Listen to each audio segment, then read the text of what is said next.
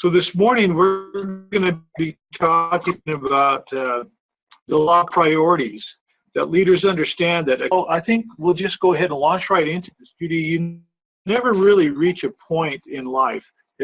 And I think for a lot of us, when we're busy, we sort of naturally believe that we're achieving, but busyness doesn't equal productivity. So let's scoot up to that next slide, Judy, right there. Yeah, being busy doesn't necessarily mean that we're being productive, or that we're accomplishing multi-level marketing. The fellow I spent most of my time with and worked with a great deal used to stress this a great deal, that just because I was busy didn't mean that I was getting anything done. So prioritizing requires important to know what's next, to see how everything relates to the overall vision, and that's hard work. A few years ago, I was reading an article that was written by a farmer. I'm not sure where he lived, but it had to do with having a farm that was basically self-reliant. That's not an easy thing to do, and we all live in different places, all of us on this call, but I've always lived in rural America, and I've always been either ranching or farming or something like that. And this farmer was asked, well, what do you do to be more productive? And he had two comments. He said, first of all, you need to always keep a little tablet in your pocket and write down the things that need to be done. Think of something as you're going. Thing he said you need to do is to pick up your pace, walk along. And it was good counsel. I've thought about that, how important it is that we prioritize the day. A rancher friend of mine once told me that if it's not in your head, it's in your heels. If it's not in your head, it's in your heels. And what he meant by that was, if you're not thinking about the things you need to be doing in your business, you're going to realize at some point you've forgotten some, and you have to go back and get it. It really makes a great deal of sense in a ranching scenario. If you've left a tool somewhere, you have to stop what you're doing and go back and get it, because you didn't pre-think what you needed to do. You didn't prioritize your day appropriately. And, a little uncomfortable, maybe a little painful sometimes even, but we need to be thinking about the things we're doing with our business so that we don't have to stop and go back. We need to prioritize. And there's nothing wrong with keeping a tablet with you during the day, or some way of taking notes and jotting things down so that you don't forget. It's just good counsel. I was in a situation some years ago a really challenging situation for myself, where I had a church ministry with over 2,500 members. It was a big deal, and I had two good counselors that were to assist me with all they handle. But a couple of years into my ministry, I was sitting and pondering and trying to prioritize the things. What are we doing? As I sat, the right hand man really had become pretty much ineffective. Even sometimes caused me a little bit of grief. Started to miss meetings or to fail to carry out assignments. Sometimes he didn't answer his phone. As I looked at my responsibilities and the things that needed to be prioritized in order for me to accomplish what needed to be done for a very large congregation, one night I simply sat him down. I asked him what was going on. I had him explain himself to me, to share some thoughts with me, and then I frankly let him go. He was a good friend. It was a difficult conversation, but it was the right thing to do, and I knew it. And law of priorities, you have to evaluate and make decisions and prioritize things. Stephen Covey says a leader is the one who climbs the tallest tree, surveys the entire situation, and yells, "Wrong jungle." That's a good leader. You have to learn to prioritize your situation. Judy? Let's move to the next slide. This one arm working with the computer is not easy here. That's all right. You're doing a great job. You can still talk. That's the good part. That's right. Who needs pictures, right? Yeah. So, so John Maxwell actually talks about the 3 R's of having and making priorities, and they're not the reading, writing, and arithmetic that we normally think of, but his 3 R's actually are, the first is what is required. And you really have to look at where you are in the moment and what you need to do as a goal to know what you have to do on a daily basis, on a weekly basis, on a monthly basis. You really have to look at it and prioritize and know what is best for you to do, and if you don't do it well, to not do it, or to find someone else that can do it better than you. I know this is a difficult thing for me because I'm the kind of person that thinks that I can do it the best, so letting go sometimes can be really, really difficult.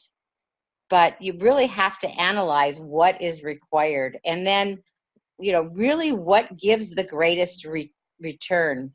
As a leader, we've got to spend time working with our greatest strengths and looking at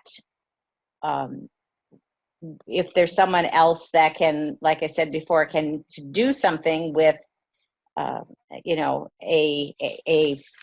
task that may not, especially in network marketing, it may not be in the business, but it's our whole life. And I knew that when I got into network marketing, that I was not going to be able to really handle everything in my home and in my business. And so I got rid of what I thought was the best thing to get rid of, and that was cleaning my house. And so I started getting a housekeeper because I just didn't like to do that task. And it was something that would give me a lot more hours in the day. So find someone that can do little things, your family, your children, your spouse. We don't have to do it all. And then what brings the greatest reward? A lot of times something is like this shiny object, and we want to run toward the shiny object because, it's something that's going to catch our heart. And really, sometimes that shiny object really is important. And that personal reward, we talk about a lot in our business. That personal reward, I like to think about that is our why. Why are we doing what we are doing? What's going to give us that spark, that wanting to move forward every day? It was so interesting. Yesterday, I was interviewed by Health and Wellness Radio about heart disease and nitric oxide therapy. And the doctor that was interviewing me actually caught my spark, and he was so excited, and he actually felt my passion.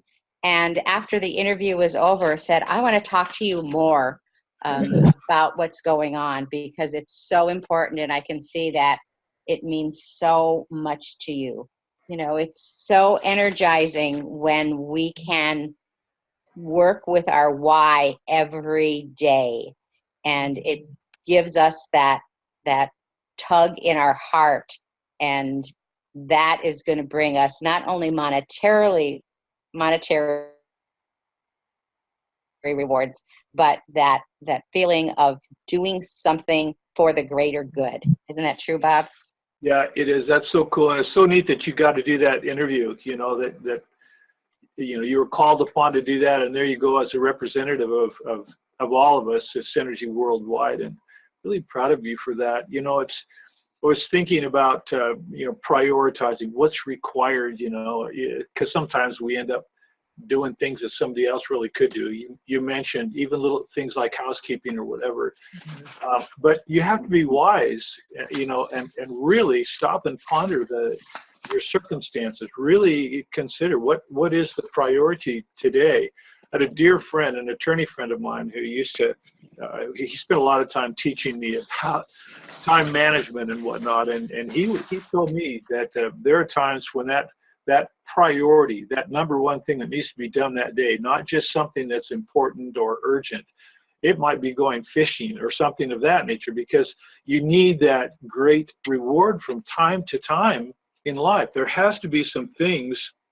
Life's just too short not to do some of the things that you love. And I had a call just a couple of weeks ago from my cousin Hank. Bob, you want to go down on the Clearwater River and go steelhead fishing with me again? And I'd been a couple of weeks prior to that. But I'll tell you what, I cleared my calendar so I could go down on the Clearwater and fish for steelhead with my cousin, because that bright and shiny thing that Judy just mentioned, that was a 32-inch long steelhead fish on the Clearwater River that I caught. I mean, it became extremely important to me. So anyway, kind of moving along, Judy, you want to talk a little bit about reordering priorities here? Yeah, absolutely, Bob. What I thought was interesting is that John Maxwell actually got with his leaders and top presidents of his companies and actually looked at these four things: leadership, communicating, creating, and networking, and felt that that was the major priorities in his business.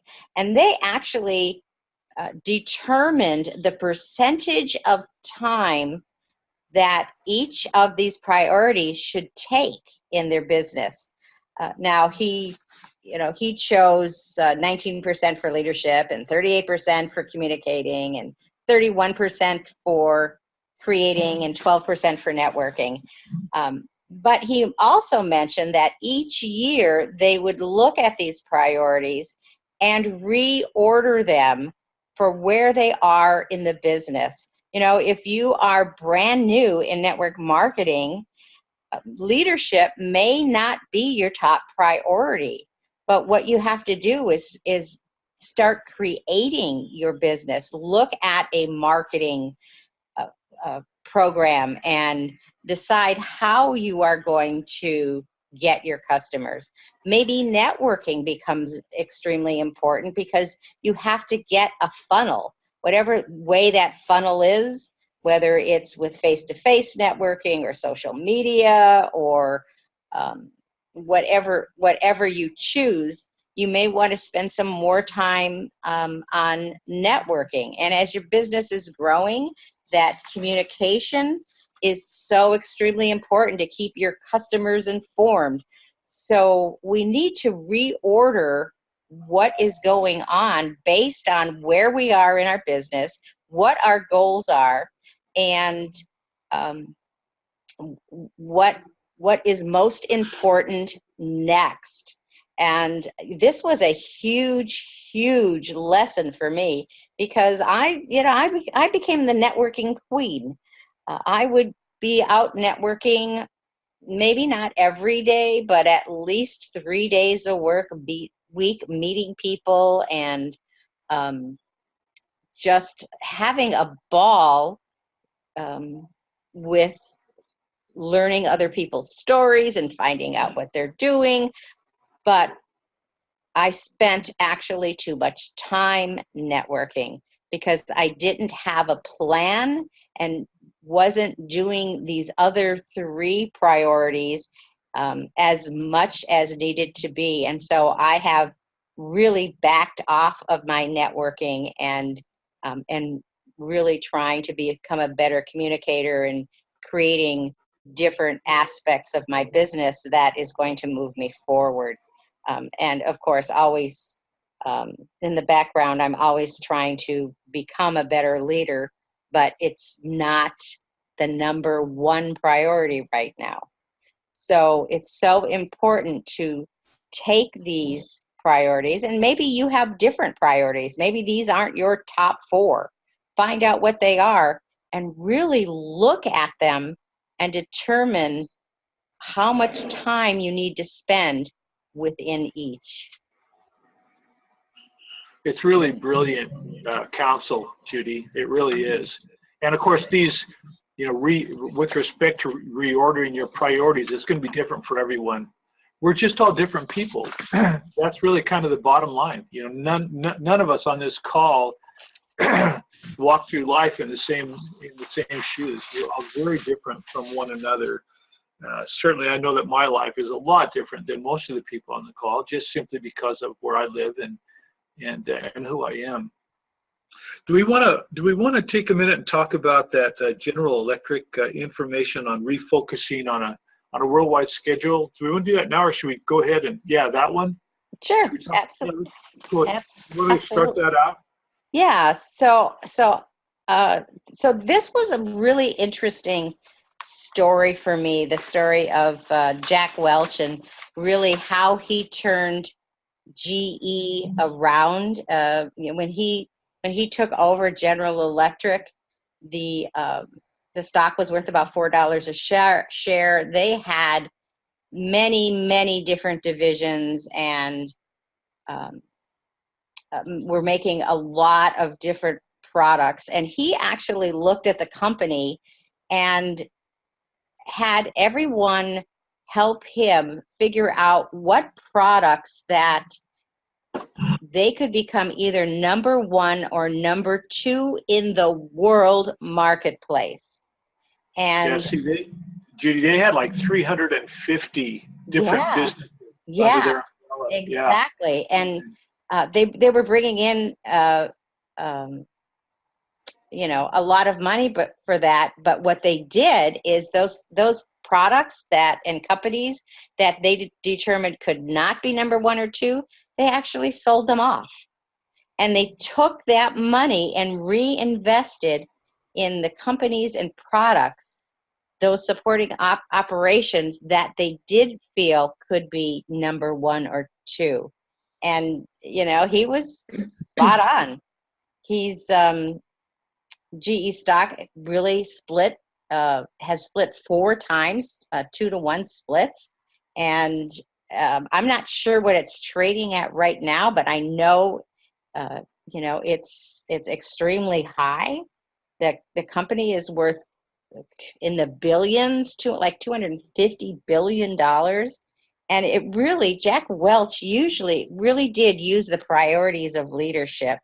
And he never mistook activity for accomplishment. He really drilled down into what was most important. He used a priority reordering and went and took the best and then expanded on the best to make it absolutely the greatest. So, we just need to focus on a few things that we have the highest reward for and really focus on those. Otherwise, we might be spinning our wheels. Yeah, even for most of us, it's even as simple as determining what marketing strategy that we're going to use. You go to Dan's website, our Synergy Family website, and there are 3 very specific marketing strategies there. Nitric oxide therapy, gut health, or the TrueLume intrinsic skincare lines. But we need to focus down on that. It's so, one of the things that's so fun about reading this particular book, and if you guys don't have it, I really recommend you get a copy, but it's just filled with these remarkable stories. In this particular story about General Electric, they had some 350 businesses, and he whittled that down to 14, from 350 to 14 businesses that they focused on. And by the time he retired, that stock had gone from $4 a share to $80 a share before he retired. Now, he wasn't necessarily the most well thought of guy in the world. That there were a lot of those companies that didn't care much for him after that, but still, a great success only comes when you focus on your people and what really matters in your business. And so, yeah, thank you so much. Interesting story. But you do have to prioritize, and we're going to talk a little bit here in a minute about John Wooden and his coaching style. But when Judy and I do these webinars, we have to draw on the pulpit of our own memory. We just do. We have to look at the things that have gone on in our own lives and then apply them to whatever it is that we're trying to teach in this leadership development series. And as I was looking at this, there was a statement that really caught my attention. He said that the best leaders seem to be able to get the law of priorities to work for them by satisfying multiple priorities with each activity. Multiple priorities with each activity. And I got thinking about a business that I owned years ago, and I've had different businesses through the years. But when I was a much younger man, I think I was in my mid to late 20s, a friend and I bought a business in western Montana where we lived. It was a butcher shop. We were in the meat business. We raised cattle. We had we ranched there, and then we had this little business, and we just built it up, and then in '89, then I sold out in '89. I had some other things that I wanted to do, but anyway, in the process of having our little western Montana butcher shop and our ranching business there, one of the things that I had done when I started this business was I really focused on getting as much institutional business as I could, hospitals, rest homes, restaurants, and to supply meat to these various entities. Well, in time, we were selling meat to some of almost all of the restaurants in the Bitterroot Valley where we live, and that required that we portion control and cut steaks. Sounds like a simple little thing, but if you don't do it right, you lose money. You have to learn how to portion control and cut steaks so that it's profitable, and each steak had to be individually vacuum sealed. We bought a vacuum pack machine out of Austria, really expensive. And but I learned in time, I would get all of the restaurant orders for the day. I'd get them all gathered up and look through and see exactly how many steaks, various kinds of steaks, and what size steaks I needed before I started cutting. So that with every single pass of my knife through that piece of meat, I could get the numbers of steaks of different sizes that I needed out of every cut. Now, it sounds like silly or sounds kind of simple or whatever, but it required a lot of skill, a lot of knife skill, and also experience to do that. I had to prioritize every cut that I made so I didn't lose money on trim. Now it's just an industry issue. It's within that particular industry that it matters, but it mattered greatly. It's one of those things that I learned early on as a business owner in that kind of a business that I couldn't waste. I couldn't waste time. I couldn't waste material. I had to be profitable with every cut that I made on that product. And so you learn to do that. You learn how to use those skills and be profitable at the same time. And again, it gets back to learning how to prioritize, look at things, think about it, ponder it before you take off. And it's just what we used to do. Just a little thing. But anyway, Judy, let's talk about John Wooden. Yeah, and that, what you did actually is similar, right, to John Wooden. He was an amazing coach. When you think of someone that is coaching for 40 years and has one losing season, and that was his first season. So he really learned how to prioritize. And when you look at some of the things that he did for his practices, sometimes, well, all the time, that he would plan and prioritize his practices with his team. It would take him 2 hours to do that. longer than the practice itself. Something as simple as putting this webinar together. It took me 2 hours just to put the few slides together, and Bob and I spent time together for a 30-minute webinar. But you need to really plan the priorities so things become smooth. Things with like John Wooden did, which I thought was interesting. I don't play basketball, but I guess doing free throws becomes really boring for the players. But what he did is he created mini goals for the players, saying, as soon as you get to a certain amount of baskets in your free throws, you can go on to something else. As soon as that little minor goal has been accomplished, you can go to something that is much more pleasurable. And I think about, raising my kids and saying, you know what, you can play with your toys as soon as you pick up your broom. You need to get those priorities in order.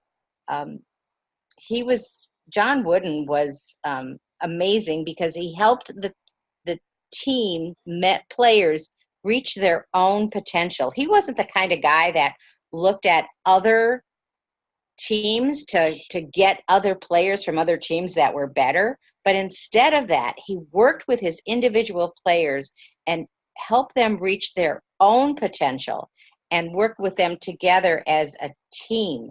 And, there's no other college team that has ever come close to the winning record that John Wooden had. And it's that organization, that working on priorities, that I think was a major reason that he did as well as he did with his team members.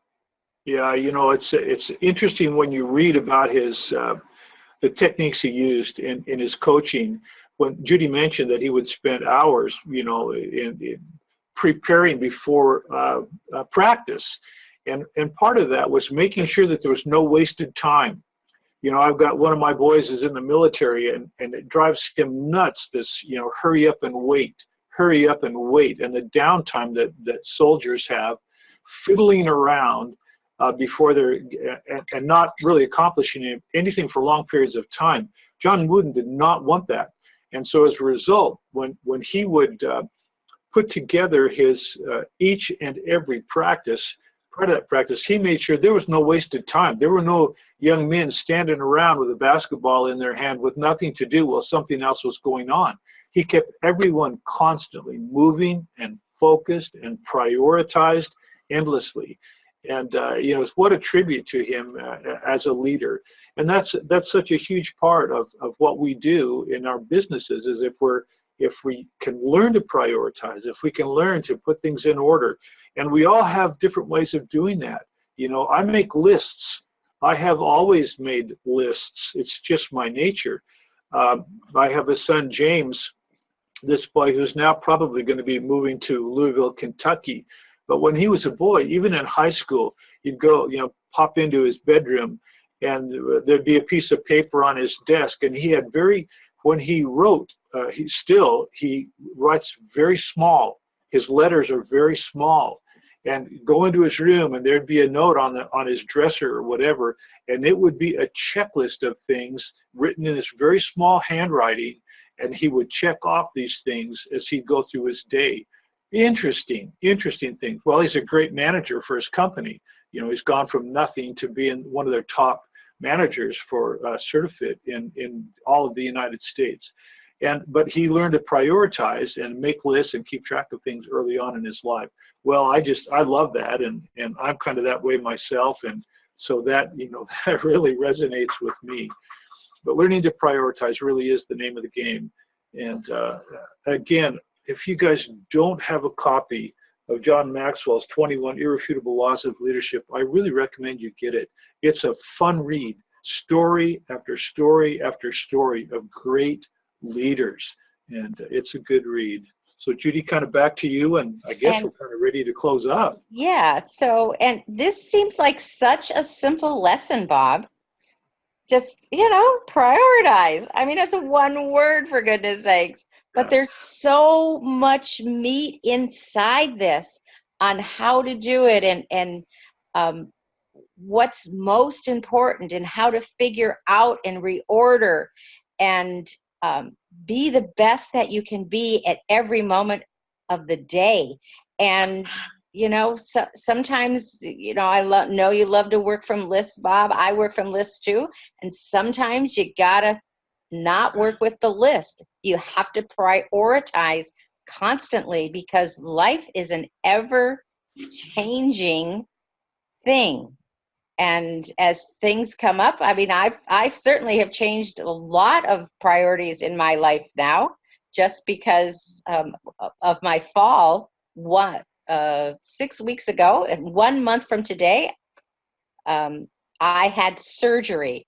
So I've been in recovery now for 1 month, and my priorities certainly changed from the beginning of January 1st, which I had planned totally different than what has happened. But it's okay to just know that you have to reorder your priorities, continually focus, and just go with the flow, knowing what is most important right now. Right, exactly. We need to be malleable. We need to be able to adjust and mold and change according. And I guess kind of in closing, we need to remember that we have to understand that activity is not necessarily accomplishment. Just because you're busy doesn't mean you're actually getting something done. I struggle with that. I like to be busy. I find myself doing things that are not necessarily things that I need to do. But anyway, activity is not necessarily accomplishment. So let's keep that in mind. Judy, thank you so much. Everybody, for being on the webinar with us today. Thank you so much. God bless you all, and we'll see you again before you know it. Absolutely. Thank you. Do we have any questions or comments about the webinar before we close today? I have a shout out for Dan. It doesn't with the webinar. I'd like to shout out Dan and tell him congratulations. I should have done it since Monday. But thank you, Dan, for all the leadership you're sharing with all of us. And I'm sure others appreciate it, but I know that I appreciate it. Thanks, Dan. You're welcome, Timothy. Thank you. Absolutely, Dan. We're so proud of you. Thank you so much. Thank you, Dan. It's Charity from the UK. Hey, how are you today? Good, thank you. Thanks for being on. Yes. It's Donald. Just want to say thank you, Dan. And to you, Bob, there's a workbook that goes along with that, with the book, the 21 Irrefutable Laws.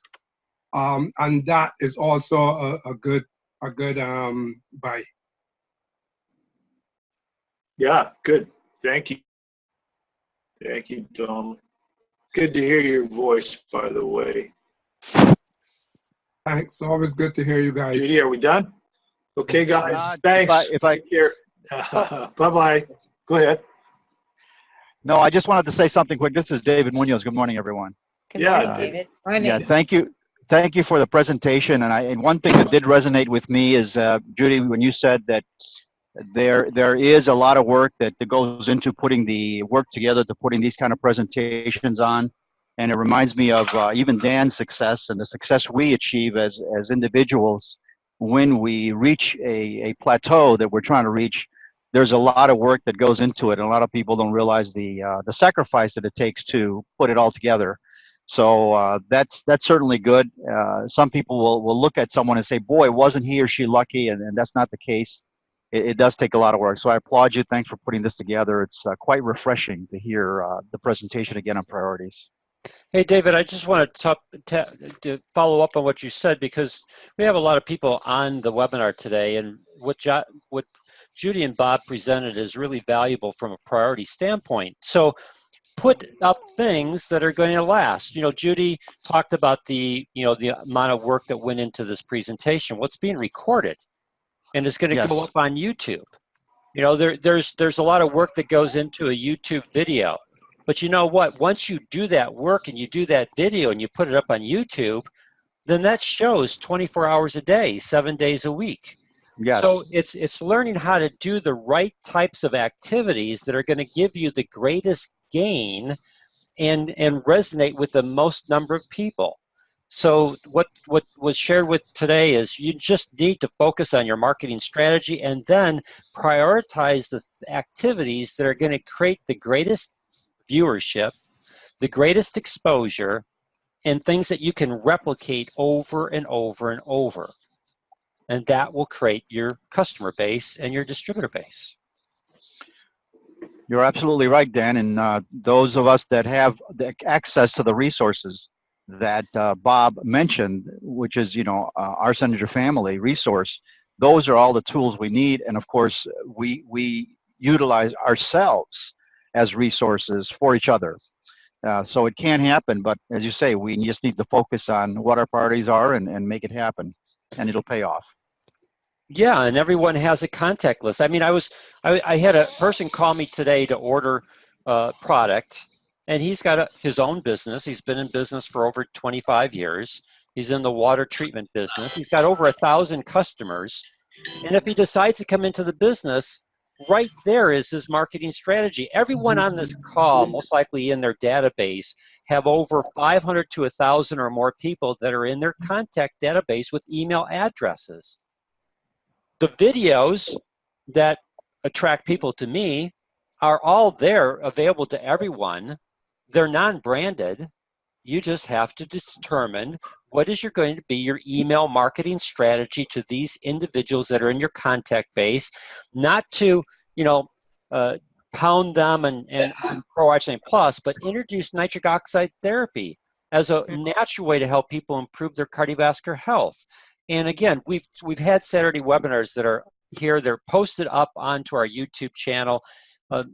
This material is in our Synergy Family website. People just have to prioritize their marketing strategy and the resources that they're going to use, and then go to work and get it done.